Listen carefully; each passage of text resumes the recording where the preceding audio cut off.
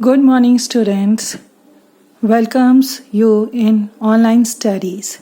Today, myself, Alka Dhingra, is going to explain you chapter that is fundamental unit of life, cell. What is the living being made up of? Living beings किस से बने हैं? We all know that living organisms are made up of microscopic units that is called cells. Now one question raised in our mind कि cell किससे बना हुआ था? What is cell? Cell is a structural and functional unit of life. Why it is called structural and fundamental unit of life? You all know. हम सब जानते हैं कि जो हमारी बॉडी होती है वो किससे बनी हुई होती है? सेल से बनी हुई होती है. सेल को हम फंक्शनल यूनिट क्यों कहते हैं? Because it performs all the function of the body, क्योंकि वो हमारे बॉडी के हर एक फंक्शन को कंट्रोल करता है. Why it is called a structural unit of cell body? Because हमारी जो बॉडी है वो किससे बनी हुई होती है? सेल से बनी हुई होती है. इसीलिए हम सेल को क्या कहते हैं? Cell is the fundamental and structural unit of life. Next topic is discovery of cell. कि सेल को किसने डिस्कवर किया? It is first of all discovered by Robert Hooke. सबसे पहले इसको किसने डिस्कवर किया? रॉबर्ट हुक ने किया.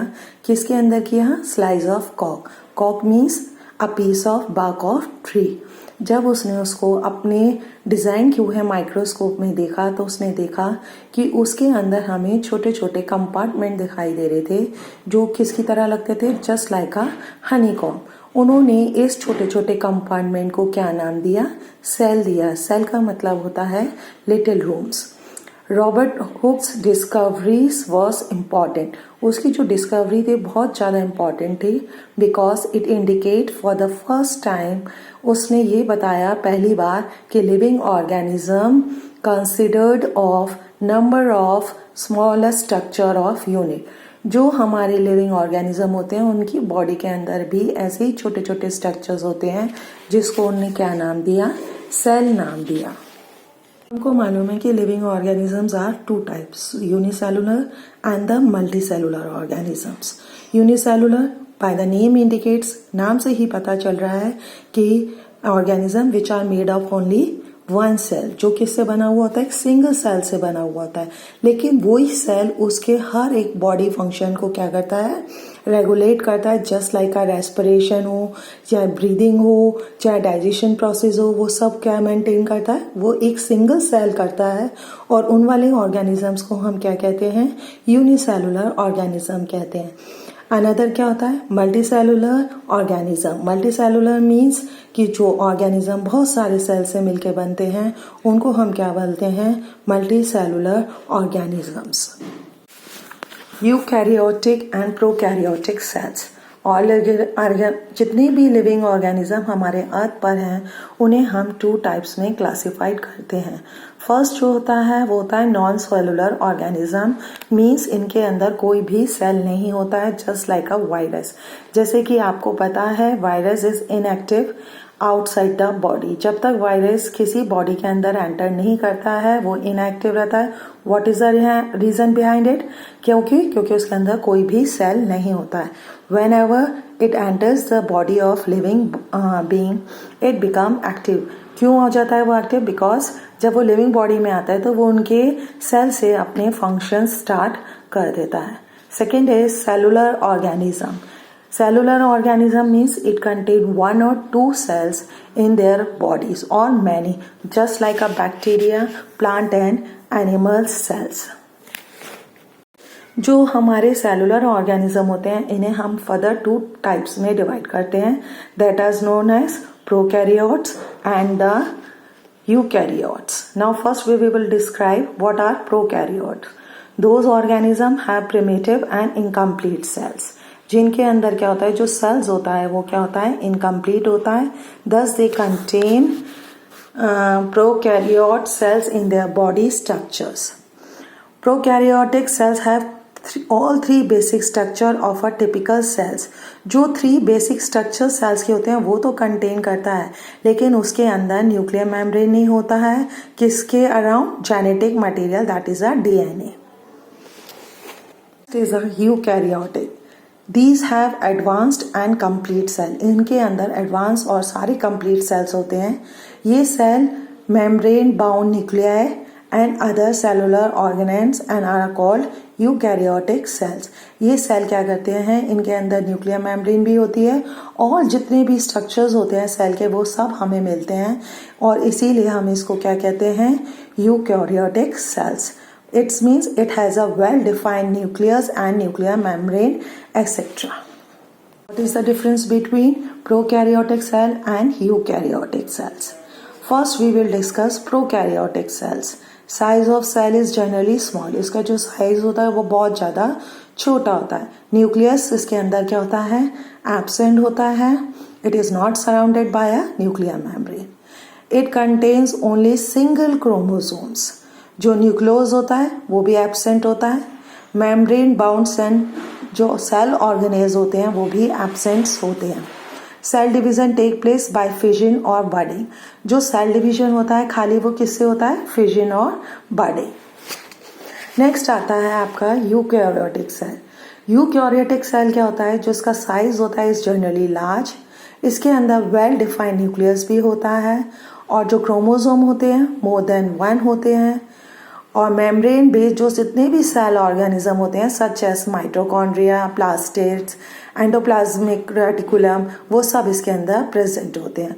और जो सेल डिवीजन होता है वो मायोटिक और मियोटिक सेल डिवीजन होता है. Now next is cell shape. Cell जो शेप होती हैं वो बहुत डिफरेंट होती हैं. किसी में तो क्या होती हैं वो वेरिएबल यानी कि वो चेंज करती रहती हैं शेप, और कहाँ पे क्या होती हैं कई ऑर्गेनिज्म में ये फिक्स्ड होता है.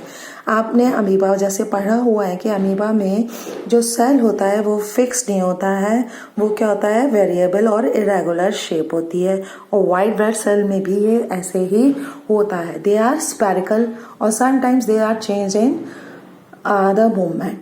फिक्स शेप ऑफ जो सेल्स अकर्स होती है it occurs mainly in most plants and animals. In unicellular organism the cell shape is maintained by tough plasma membrane. जो यूनिसेलुलर ऑर्गेनिज्म होते हैं उनके अंदर जो शेप होती है वो किससे मेंटेन होती है? By tough plasma membrane. The shape of cells depends mainly on its functional adaptation and partially on the surface tension and viscosity of the protoplasm. जो शेप होती है सेल की वो किस पे डिपेंड करती है? मेनली फंक्शनल एडेप्टेशन पे, सरफेस पे, और जो प्रोटोप्लाज्म है वो क्या है मतलब जैसे क्या कहना चाहिए कि गाढ़ा है कि पतला है. ये जितने भी होते हैं ये सब क्या मेंटेन करते हैं? The shape of the cell. Now next is cell size. The size of different cells ranges between broad limits. Broad limit means कि कोई सेल तो बहुत ज़्यादा छोटा होता है जिन्हें हम नेकेड आई से नहीं देख पाते, और कुछ सेल्स इतने बड़े होते हैं कि we can see with our naked eyes. Naked eyes means हम अपनी आंखों से उसको देख सकते हैं, और कुछ इतने छोटे होते हैं कि हम उनको विदाउट माइक्रोस्कोप्स नहीं देख सकते हैं. So there are a different size of our cells. Now we will discuss the structure of a cell. Though their shape, size and activities varies, all cells have following 3 major functional regions. First, the cell membrane or plasma membrane and cell wall. Second, the nucleus, and third is the cytoplasm. We will discuss one by one of this. First of all we discuss plasma membrane. इसका सबसे पहले हम क्या पढ़ेंगे? Nature and occurrence. Most cellular organelles, आपको मालूम है cellular organs होते हैं जैसे mitochondria, chloroplast, lysosomes, Golgi apparatus, nucleus, endoplasmic reticulum, ये सब किससे इंक्लोज्ड होते हैं? By plasma membrane.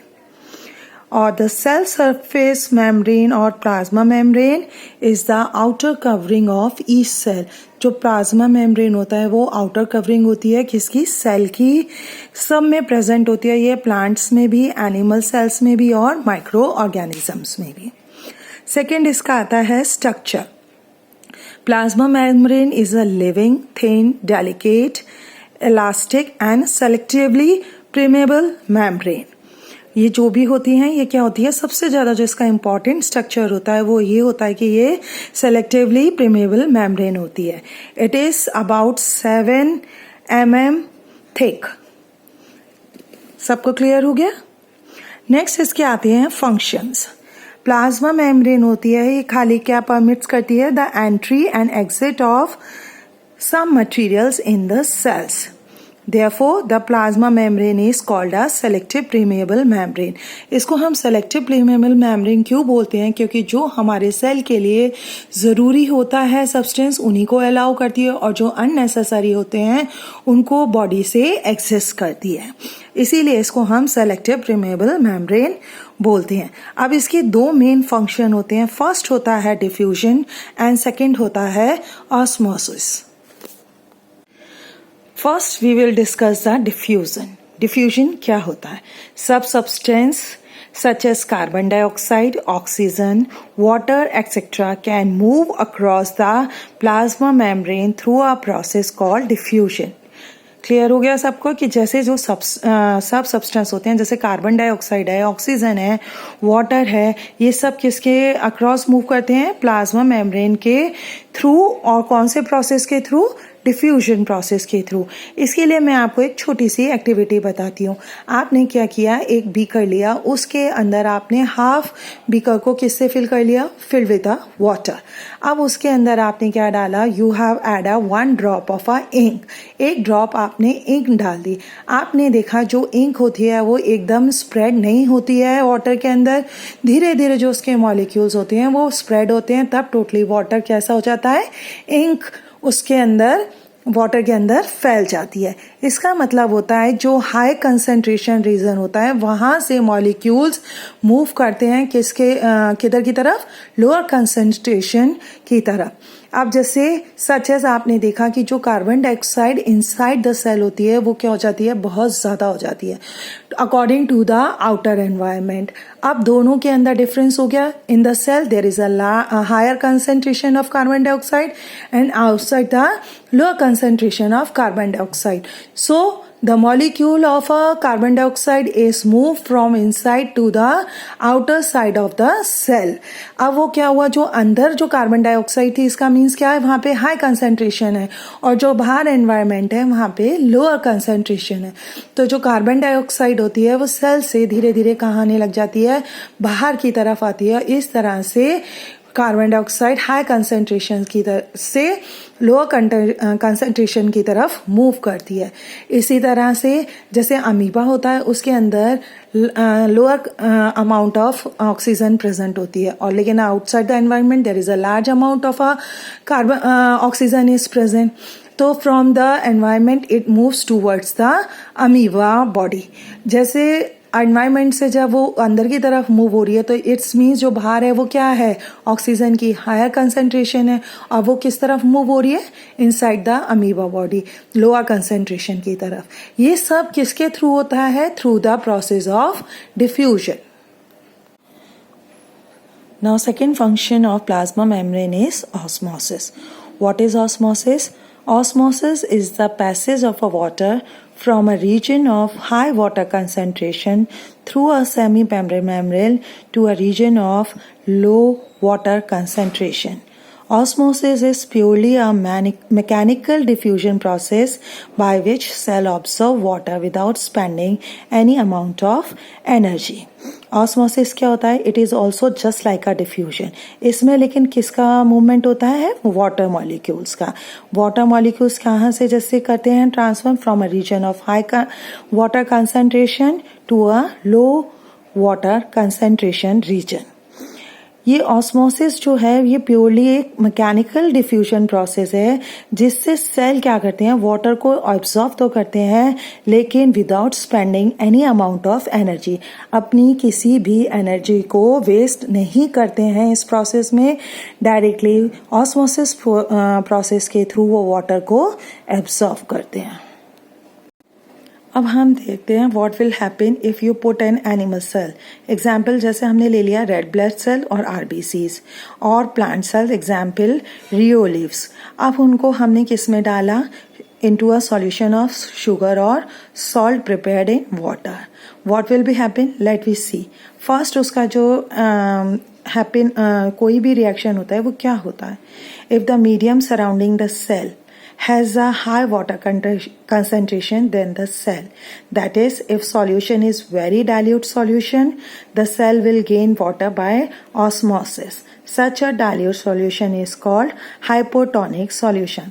अगर जो सेल के बाहर मीडियम है उसके अंदर वाटर की जो कंसंट्रेशन है वो क्या हाई है, जबकि सेल के अंदर जो वाटर कंसंट्रेशन है वो क्या है, लो है। इस कंडीशन में जो सॉल्यूशन होता है वो क्या होता है, बहुत डाइल्यूट होता है। इससे क्या होता है, जो सेल होता है वो वाटर को गेन कर लेता है और इस डाइल्यूट सॉल्यूशन को हम क्या बोलते हैं, हाइपोटोनिक सॉल्यूशन। अब इसके ऊपर क्या इफेक्ट पड़ता है, हमको मालूम है water molecules are free to move in both direction. Water जो मॉलिक्यूल्स होते हैं वो फ्री होते हैं दोनों डायरेक्शन में मूव करने के लिए। इसीलिए जो वाटर होता है वो सेल के अंदर ज़्यादा एंटर करता है जबकि बाहर क्या होता है, कम निकलता है। इस वजह से जो सेल होता है वो स्वेल अप हो जाता है, इन्फ्लेटेड यानी कि फूल जाता है, और जब वो ज़्यादा उसके अंदर वाटर कंसर्न होती है तो वो क्या होता है, बस्ट हो जाता है। बस्ट यानी कि हीमोलाइड हो जाता है। समझ में आ रहा है ना कि जैसे ही हम वाटर को उसके अंदर एंटर करेंगे तो कोई भी चीज़ है, जैसे आप बलून ही है, बलून के अंदर जब बहुत ज़्यादा पानी भर देते हैं तो वो बलून क्या होता है, फट जाता है। इसी तरह से जब सेल के अंदर वाटर बहुत ज़्यादा आएगा तो वो सेल क्या हो जाएगा, बस्ट हो जाएगा। Now second, if the medium surrounding the cell is exactly the same water concentration as the cell, so there will be no movement of water across the plasma membrane. Such solution is called isotonic solution.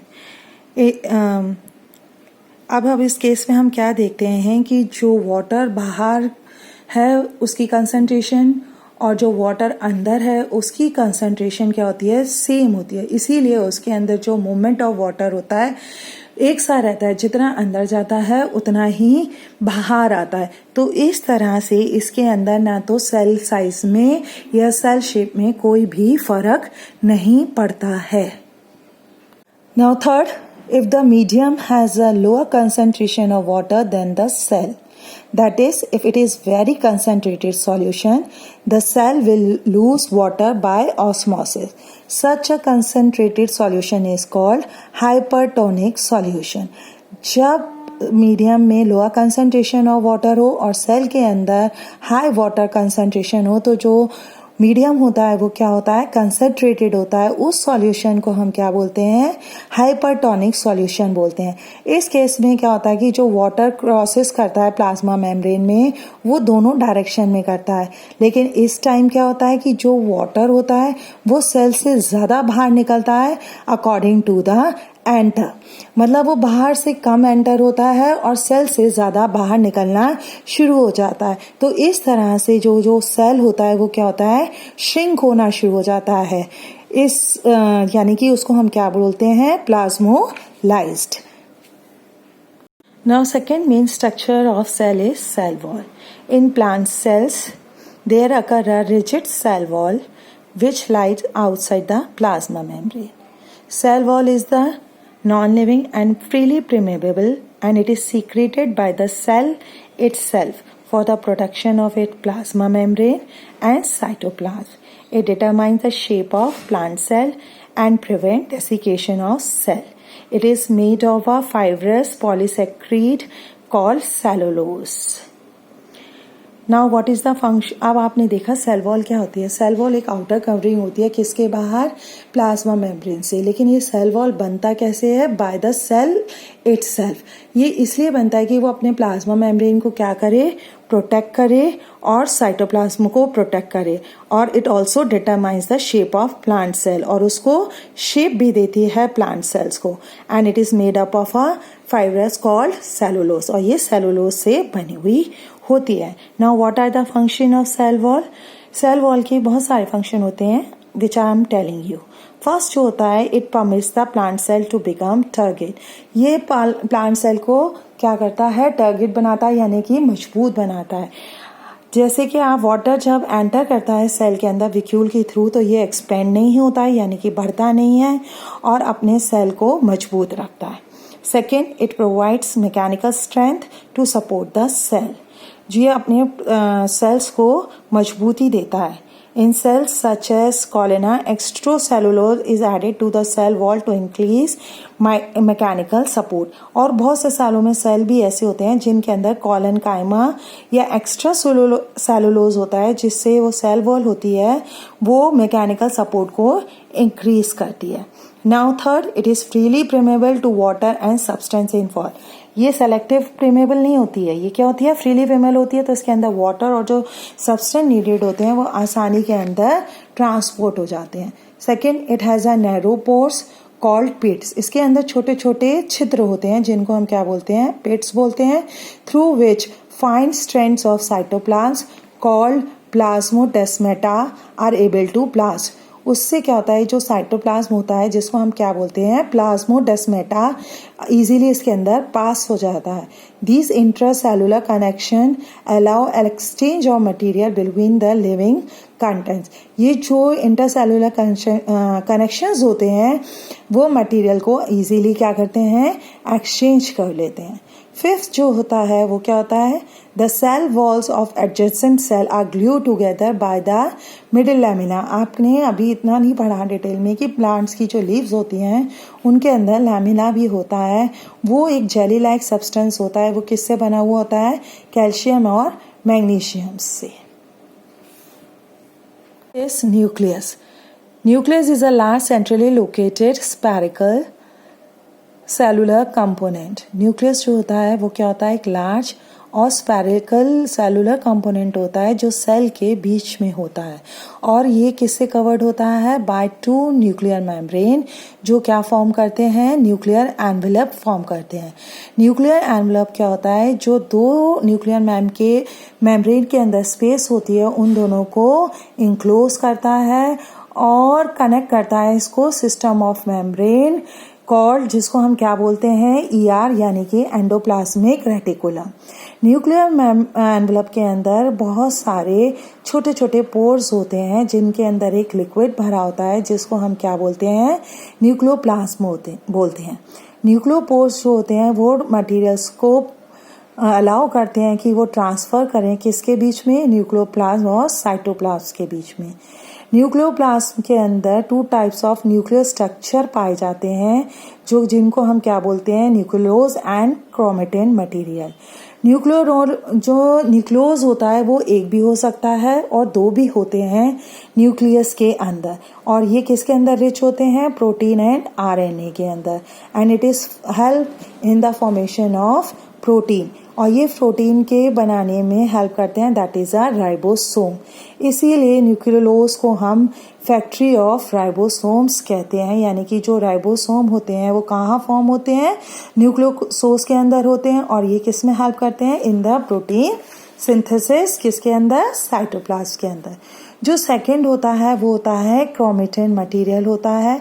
ये कैसा होता है, एक thread like structure होता है, किससे बना हुआ होता है, मास ऑफ क्रोमोसोम मटेरियल और composed of the genetic substance that is known as a DNA।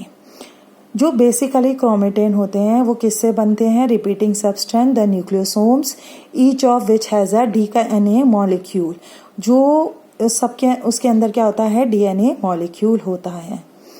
DNA जो होता है वो सारी इंफॉर्मेशन जो नेसेसरी होती हैं किसके लिए, cell to function, to grow and to reproduce, ये सब अपने अंदर स्टोर करता है।